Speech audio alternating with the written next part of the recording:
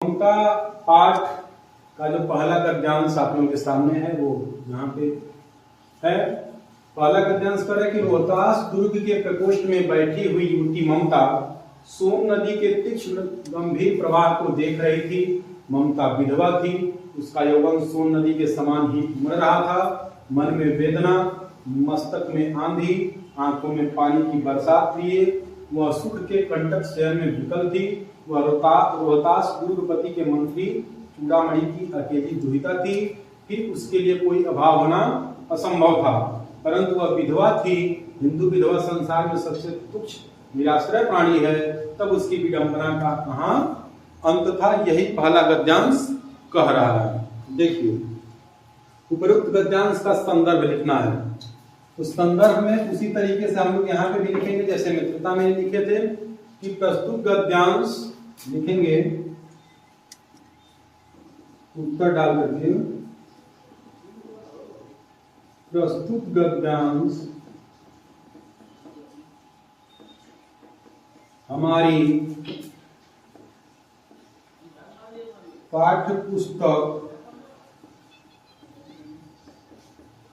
हिंदी में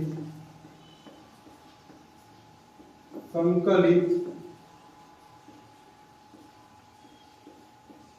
ममता नामक पाठ से लिया गया है। इसके लेखक जयशंकर प्रसाद जी, इनको भी कामा में बंद कर लेंगे और ममता को भी कामा में बंद कर लेंगे और हो सके तो अंडरलाइन भी कर देंगे। ऐसी चीजों को अंडरलाइन कर दिया जाता है परीक्षा में ताकि एग्जामिनर की नजर तुरंत उस पर पड़ जाए। तो उपरोक्त गद्यांश का संदर्भ हो जाएगा कि प्रस्तुत गद्यांश हमारी पाठ्य पुस्तक हिंदी में संकलित ममता नामक पाठ से लिया गया है। इसके लेखक जयशंकर प्रसाद जी हैं। इसी तरीके से जो है अन्य चैप्टरों में भी, अन्य पाठों में भी हमको लिखना है और इससे संबंधित, ममता से संबंधित कोई भी गद्यांश आएगा तो यही संदर्भ सब में लिखा जाएगा। आइए अगले प्रश्न को देखिए। अब देखिए, अगला जो क्वेश्चन है, गद्यांश के रेखांकित अंश की व्याख्या करना है। थोड़ी सी कहानी की अगर मैं बात करूं, ममता जो है, ममता रोहतास दुर्ग के मंत्री चूड़ामणि की पुत्री रहती हैं और इनका चूंकि उस समय बचपने में ही विवाह हो जाता है तो बचपन में इनका भी विवाह हो जाता है, लेकिन ये विधवा हो जाती है, इनके पति की मृत्यु हो जाती है। अब इनकी जो कंडीशन थी, इनका जो स्थिति था, बिल्कुल अभी इनका जो यौवन था और ये नदी के किनारे बैठी हुई है। नदी भी उसी रूप में उपनाई हुई है, नदी अपने चरम पे है। जो लेखक है इनकी तुलना उस नदी के स्थिति से करता है कि जिस प्रकार से नदी इस समय उपनाई हुई है, उसी तरीके से ममता की का यौवन अवस्था है, वो भी अपने यौवन के चरम अवस्था पे है। और उसके बाद से इनके पिताजी का आगमन होता है। पिताजी कुछ इनके लिए लाते हैं, लेकिन ये वापस कर देती है उस चीज को। फिर मुगलों का जो है डोलियां मुगलों की जा रही थी और उस डोलियों को देखने का प्रयास इनके पिताजी करते हैं चूड़ामणि।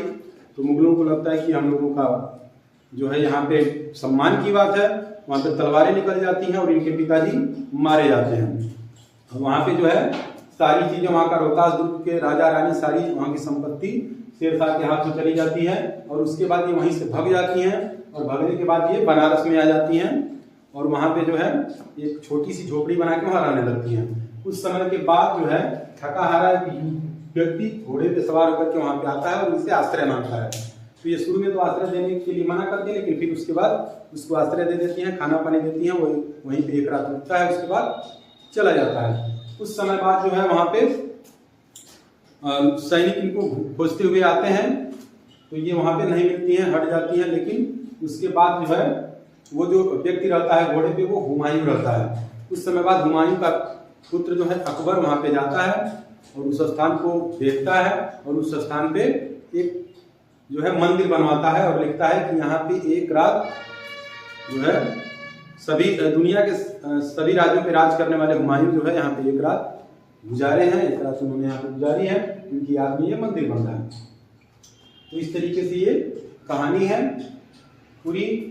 आइए देखते हैं इसको। गद्यांश के रेखांकित अंशों की व्याख्या कीजिए। कह रहे कि उसका यौवन सोन नदी के समान ही उमड़ रहा था। जिस प्रकार से सोन नदी जो है अपने उफान पे थी, अपने चरमावस्था पे थी, उसी प्रकार से ममता का यौवन है, उसकी तुलना जो है रचनाकार यहाँ पे कर रहा है, लेखक यहाँ पे कर रहा है, उसके यौवन की तुलना नदी से कर रहा है। मन में वेदना, मस्तक में आंधी, आंखों में पानी की बरसात दिए, वह सुख के कंटक शयन में विफल थी। उसके मन में वेदना था, दुख था, मस्तक में आंधी थी, मतलब तमाम तरह के विचार चल रहे थे। आंखों में पानी की बरसात यानी कि लगातार उसकी आंखों से आंसू गिर रहे थे। वह सुख के कंटक शयन में विफल थी। सुख के कंटक शयन का मतलब ये कि वो मंत्री की लड़की थी, तो सुख सुविधाओं की कमी तो थी नहीं उसके पास, लेकिन जो विधवा होने का जो दुख है वो अलग ही प्रकार का दुख है। वो उसी प्रकार का दुख है जिस प्रकार से कांटे पे शयन किया जाए, कांटे पे कोई सोए, उसको जितना तकलीफ होता है उतना ही तकलीफ उसको भी हो रहा था। उस तकलीफ से वो विकल यानी कि व्याकुल थी। वह रोहतास दुर्गपति के मंत्री चूड़ामणि की अकेली दुहिता थी। रोहतास दुर्गपति के मंत्री चूड़ामणि थे और उनकी वो अकेली लड़की थी। फिर उसके लिए कोई अभाव होना असंभव था। स्वाभाविक सी बात है कि मंत्री के लड़के लड़कियों के लिए कोई जो है अभाव होना तो असंभव की बात है। ये है तो उसको भी किसी भी प्रकार की कोई कमी नहीं थी, परंतु वह विधवा थी। लेकिन सबसे बड़ी जो कमी थी उसके पास वो ये थी कि वो विधवा थी। और हिंदू विधवा संसार में सबसे तुच्छ निराश्रय प्राणी होता है। हिंदू धर्म में जो विधवा होती थी उस समय के लोग, अब के लोग तो कोई किसी के ऊपर किसी का कंट्रोल नहीं है, किसी के ऊपर कोई किसी का कोई दबाव नहीं है। अब तो हर व्यक्ति स्वतंत्र है, जैसा चाहे वैसा जीवन जिए। लेकिन उस समय का जो कंडीशन था, हिंदू विधवा संसार में सबसे तुच्छ, मतलब सबसे निकृष्ट और निराश्रय प्राणी था। उसका कोई सहारा नहीं बनता था, उसको कोई देखना नहीं चाहता था। इस तरह की भ्रांतियां उस समय थी। बिल्कुल मतलब समाज से कटा हुआ उसको मान लिया जाता था। तब उसकी विडंबना का कहां था। तब यहाँ पे लेखक कह रहा है कि भले वो सारी सुविधाओं से लैस थी, सारी सुविधाओं से भरपूर थी, परिपूर्ण थी, लेकिन जब इस तरह की बात उसके साथ थी, इस तरह का दुख था, तो उसके विडंबना का अंत कहाँ होना था, उसके दुखों का अंत कहाँ होना था। यही बात व्याख्या में हम लोगों को लिख देनी है। तो आइए अगला जो प्रश्न है, उपरोक्त गद्यांश में हिंदू विधवा की स्थिति कैसी बताई गई है। तो उपरोक्त गद्यांश में हिंदू विधवा की स्थिति कैसी बताई गई है, कैसे लिखना है। परंतु विधवा थी। हिंदू विधवा संसार में सबसे तुच्छ। तो उपरोक्त गद्यांश में हिंदू विधवा की स्थिति बताते हुए कहा गया है कि वो संसार का सबसे तुच्छ प्राणी माना जाता है। वो उस व्यक्ति के समान होता है जिसको कोई आश्रय देने के लिए तैयार नहीं होता है, और वो हर तरह के दुख को सहने के लिए मजबूर होता है, कोई उसको सहारा देने वाला नहीं होता है। यही उसकी स्थिति के बारे में बताया गया है। आइए देखते हैं अगले प्रश्न को। अगला जो प्रश्न है, गद्यांश के आधार पर सबसे तुच्छ निराश्रय प्राणी कौन है। तो गद्यांश के आधार पर सबसे तुच्छ निराश्रय प्राणी हिंदू विधवा है। क्यों? क्योंकि उसको जो है संसार में उपेक्षित समझा जाता है, निराश्रय होती है, जिसका कोई सहारा नहीं होता है, और वह अपने जीवन को भार समझने लगती है। इसलिए हिंदू विधवा जो है सबसे तुच्छ और निराश्रय प्राणी है गद्यांश के आधार पर। आइए देखते हैं अगला प्रश्न। देखिए अगला प्रश्न कह रहा है कि ममता कौन थी और उसकी क्या स्थिति थी। तो ममता कौन थी? ममता रोहतास दुर्गपति के मंत्री चूड़ामणि की अकेली दुहिता थी। ममता कौन थी, इसका उत्तर हो गया कि ममता रोहतास दुर्गपति के मंत्री चूड़ामणि की अकेली दुहिता थी। अब आगे कह रहा है कि उसकी क्या स्थिति थी। वह एक विधवा थी, उसको सुख सुविधाओं की कमी नहीं थी, लेकिन उसका जीवन विधवा होने के कारण अत्यंत कष्टमय था, अत्यंत दुखमय था, और वह समाज से उपेक्षित थी। बस यही लिख देंगे। तो इस तरीके से हमने ममता चैप्टर से एक गद्यांश को देख लिया, और जो इम्पोर्टेंट गद्यांश है उसका PDF आप लोगों को लिंक में मिल जाएगा।